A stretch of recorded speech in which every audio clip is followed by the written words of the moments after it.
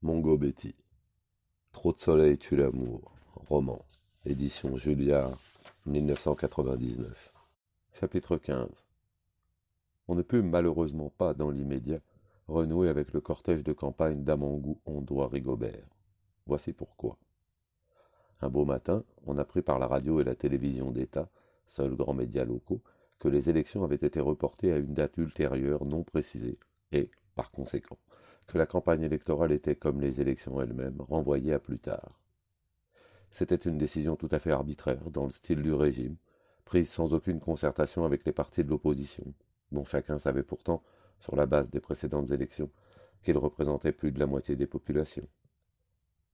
Protestations indignées des chefs de l'opposition, éditoriaux incendiaires dans les journaux indépendants, rien n'y fit. Le pouvoir appliquait une tactique qu'on peut appeler de l'édredon. Il ne répondait à aucune accusation, dédaignait les interpellations, faisait la sourde oreille aux propositions de dialogue, s'en tenait aux rigueurs implacables de la répression dès que les opposants faisaient mine de descendre dans la rue, tirant à l'occasion, sans état d'âme, sur la foule, ce qui avait le don de refroidir les enthousiasmes dans les rangs contestataires. Les gouvernements ne s'embarrassaient pas de finasseries dans les républiques africaines francophones. Eddy, l'avocat marron, avait toujours ignoré jusqu'où sa générosité pouvait le mener. Il ne se doutait point qu'il y avait en lui de la graine de chevalier errant, protecteur de la veuve et de l'orphelin, et vengeur des amoureux cocus, espèce à laquelle, croyait-il, appartenait désormais son ami Zam. Le report des élections et l'interruption de la campagne l'avaient mis pour diverses raisons dans un état de frustration furieuse qui demandait à être compensé de quelque manière. Jamais il n'avait été si proche de l'idéal de métier dont il avait usurpé l'appellation. Auparavant, sa morale, qu'il ne professait jamais, sinon en formule laconique, mais qui se lisait comme un livre ouvert dans sa pratique quotidienne, avait été que, dans une société taillée à coups de serpe par la violence au bénéfice de la mafia en place et surtout de ses parrains lointains, survie et probité étaient inconciliables. Encore fallait-il mettre de l'élégance, du chic dans le choix des turpitudes, dont il avait établi une échelle très originale. Dans ce qu'on appelle ici le quartier, tout le monde connaît tout le monde et chacun peut en dire beaucoup sur son voisin. Au cours de son entretien avec la sœur infirmière de Bébête, Eddy apprécia peu l'incohérence des propos de la jeune femme, ainsi que son attitude fuyante, un rien hagarde, comme si elle s'était sentie traquée. Elle mentait probablement, sans doute pour protéger d'avance Élisabeth. C'est ce que Eddy ne tarda pas à vérifier. En flânant tantôt dans l'îlot de Galta où habitait la sœur de Bébête, tantôt dans les pâtés environnants, Eddy ne mit pas longtemps à en apprendre sur Bébête plus qu'il n'en avait rêvé, au risque d'affronter quelques surprises. À quelques variantes près qui lui parurent d'abord mineures, c'était bien la femme qu'imaginait Zamakoué. Élisabeth avait été l'amie d'un Toubab qui lui avait fait un enfant. On lui dressa plusieurs portraits concordants de l'homme où il reconnut sans peine Georges. C'était une situation assez banale. La chasse à l'amoureux blanc est le sport préféré de nos jeunes filles. Mais le Toubab avait une étrange manie. Il disparaissait après quelques mois, restait absent longtemps, puis reparaissait tout à coup, sans d'ailleurs toujours fournir à la jeune femme tous les moyens nécessaires pour élever leur petit garçon. La sœur infirmière n'avait rien dit de cette idylle à Eddy, ni, bien entendu, de ses conséquences. La dernière absence du vieux Toubab avait duré si longtemps qu'Élisabeth s'était lassée d'attendre. Quand il était enfin réapparu, Élisabeth, qui venait de rencontrer un compatriote très épris, quoique mauvais coucheur, avait envoyé paître le vieux. Les rôles étaient maintenant inversés. Le vieux Toubab s'accrochait à Élisabeth qui, apparemment, s'était définitivement détournée de lui. Voilà où en était la situation quand Élisabeth avait disparu à son tour. Avant cela, Élisabeth n'avait été qu'une écolière que personne ne se rappelait avoir aperçue en compagnie d'un homme jeune ou vieux. Pourquoi ce vieux Toubab avait-il été son premier amant? C'est la vie, répondait-on invariablement sur un ton plaisant. Comment interpréter cette réplique énigmatique? S'il fallait entendre par là que les nécessités de la survie commandent nos destins, ce n'était pas très aimable pour celui que tout le monde appelait le vieux Toubab. C'est vrai que nos femmes se donnent facilement à un blanc sans tenir compte de son apparence physique, tout simplement parce qu'un blanc, quel qu'il soit, est toujours supposé avoir de l'argent. Bien les gens voulaient-ils dire qu'il est vain de s'interroger sur le pourquoi des amours d'une jeune fille quand la condition humaine elle-même n'a pas d'autre signe que le hasard. Un hasard quelconque, la pluie, le beau temps, l'heure de la journée, la période du mois, ou toute autre circonstance fortuite, avait pu les mettre sur le chemin l'un de l'autre, et il n'en avait pas fallu davantage. Se voyait-il quand même de temps en temps depuis leur rupture, avait souvent demandé Eddy qui avait sa petite idée. Non, il ne se voyait pas du tout. Le vieux Toubab avait utilisé un jeune homme plutôt maigre et petit, portant habituellement une casquette de toile, qui avait servi d'intermédiaire récemment entre le Toubab et Bébête, tandis qu'elle résidait chez sa sœur infirmière. Et revoilà mon joueur de baseball, songeait Heidi presque sans surprise. Être flic, ce n'est pas vraiment compliqué. Il suffit d'un peu de jugeote, de se manier les fesses et le tour est joué. Et de se demander comment il avait fait pour ne pas y penser plus tôt. Comme c'est bête la vie, est tellement simple. C'était simple, Bébête avait une double vie, sans rien exagérer d'ailleurs. Bon sang. Mais bien sûr qu'elle avait une double vie, così fan tutte. Toutes nos nanas en sont là. Et qui leur en voudrait? La vie n'est déjà pas simple ici pour un mec, alors pour une frangine, vous imaginez? Du calme. Est-ce que Bébête était vraiment pareille à toutes les autres? Pas si sûr. C'était même une sorte de coup de théâtre, à vrai dire, reconnaissait amèrement Eddie. Oui, c'est un coup de théâtre. Elle n'a pas eu d'amant avant le vieux Toubab, si j'ai bien compris. Pas davantage après lui, autant qu'on sache, sauf Zam. Mais elle n'a jamais rien dit à Zam. Et c'est bien une double vie, puisque son compagnon ignorait tout. N'empêche, ce n'est pas exactement ce que Zam se figurait, ni ce que pour ma part je pensais. On s'est donc tous les deux foutu le doigt dans l'œil jusqu'au coude. C'est idiot possible. Pas à dire, nous nous sommes plantés à propos de la pauvre bébête. Ce n'est pas précisément ce qu'on appelle une traînée, une roulure, une gourgandine. Et merde. Il ne faut surtout en rien dire à mon pauvre Zam, il se suiciderait dans les 10 minutes, le pauvre. Un télo, mais pas tellement lucide. Il comprend à peine ce qui lui arrive. Il crève de jalousie, ça se voit comme une verrue sur un beau visage. Il est possessif en diable. Son problème? Il veut avoir une femme tout entière de la naissance à la mort, de A à Z, du premier cheveu au trou du cul, à lui tout seul et pour toujours. Je me venge du destin qui nous a réunis si tard. Non mais vous entendez ça. Complètement schnock. Un cas qui devrait intéresser un psychiatre. C'est le jaloux pathologique intégral. La recherche de l'absolu, son dada, c'est peut-être ça. Il prétend que nous en sommes tous là, plus ou moins. Sacrés âmes, sacrés copains. Le meilleur que j'ai jamais eu. Ça s'est gâté avec l'entrée en scène de Bébête. Entre Zam et moi, ce n'était plus pareil. On était toujours des potes, mais ce n'était plus pareil.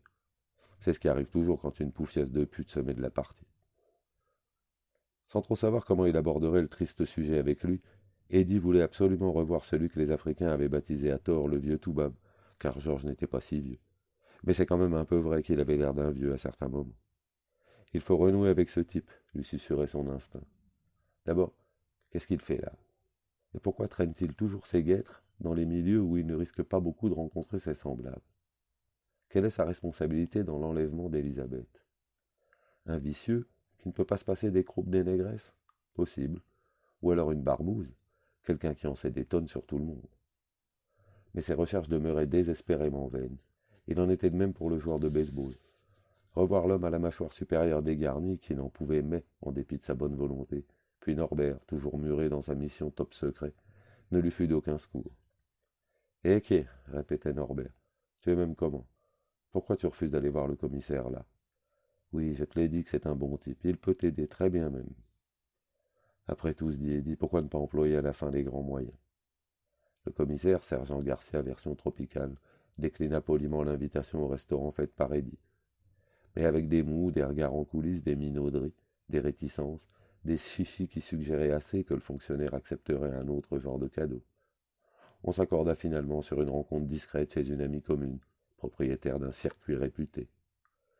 Le commissaire y viendrait à pied et Eddie en taxi et non avec une de ces voitures de sport voyantes qu'il signalait au public comme le loup blanc. L'ami commune leur avait réservé une espèce de boudoir où ils seraient en tête-à-tête. Mon frère, commença le commissaire après 4 verres de whisky avalés coup sur coup, le pays, là, même, est mauvais. Hein, je te dis. Comment le gouvernement peut faire des choses comme ça? Nous-mêmes, là, on est obligé d'acheter notre tenue. Déjà, le salaire a baissé de 50%. 75%. Non, 50, objecta le sergent Garcia version des tropiques, avec un gros rire, et en posant sa grosse patte velue sur l'avant-bras de son interlocuteur, signe qu'il l'aimait bien. Papa, toi aussi tu veux notre mort. Comment tu peux dire 75? Ouais. Parce que 75, c'était le taux de baisse des salaires de toute la fonction publique. Eh qui est d'accord pour la fonction publique. Est-ce que j'ai dit le contraire? Mais nous, la police, est-ce que c'est vraiment la fonction publique? Qu'est-ce que c'est alors? Ouais, mon frère, est-ce que tu as compris l'émission de la radio hier soir? En un mois, 12 policiers ont été tués par des bandits. Est-ce que c'est la fonction publique, ça? Papa, tu connais la fonction publique où le type peut être zigouillé comme ça? Moi, je vois la fonction publique comme ça. Le type est assis dans son bureau, là, toute la journée. Parfois, il sort, il va même se promener dans la rue. Il revient, il s'assoit encore et attend l'heure de fermer. Voilà la fonction publique. C'est tranquille. La femme attend à la maison, elle chante, elle regarde la télé, elle met la bière dans le frigo, elle rit, elle est sûre que le mari va revenir sain et sauf. Les enfants attendent à la maison, ils apprennent tranquillement la dictée, ils font tranquillement les devoirs, parfois ils se tapent, mais c'est pas méchant. Ils sont sûrs que le papa, il va revenir sain et sauf, et qu'on mangera un bon repas ensemble, le papa, la maman, les enfants, le neveu qui est là parce qu'il fréquente, la grand-mère du village qui est venue se soigner à l'hôpital, tout le monde, quoi. C'est ça la fonction publique, papa. C'est tranquille, tranquille, tranquille. Nous, ce n'est pas ça. C'est quoi alors fit Eddie, très pince sans rire. Ouais, mon frère, moi-même, là, comme tu me vois, je n'ai pas les grands diplômes. J'ai fait les stages, c'est tout. Juste les stages, tu vois. S'il n'y avait pas les stages, c'est que je ne suis rien. Tu comprends? Rien du tout. Le ministre, s'il veut, demain, il me raye les cadres. Un point, un trait. Ma famille va faire comment? Tu veux venir voir dans ma concession? Il y a 50 personnes, 50 bouches à nourrir, 3 femmes, 27 enfants, filles et garçons. Les garçons ont de gros diplômes, mais pas de travail. Mes filles ont des enfants, mais pas de mari. Si le ministre dit que Bundungu, plus de travail pour toi, je fais comment? Eddie attendit que l'on serve le poulet DG, accompagné d'une bouteille d'une piquette scandaleusement étiquetée Beaujolais Village, pour déclencher la grosse artillerie. Est-ce que tu connais un Toubab, pas très jeune, un petit bonhomme avec un ventre proéminent, des cheveux grisonnants? Tu vois ce que je veux dire? Tu le connais? Et son adresse. Norbert a dit que tu peux beaucoup m'aider.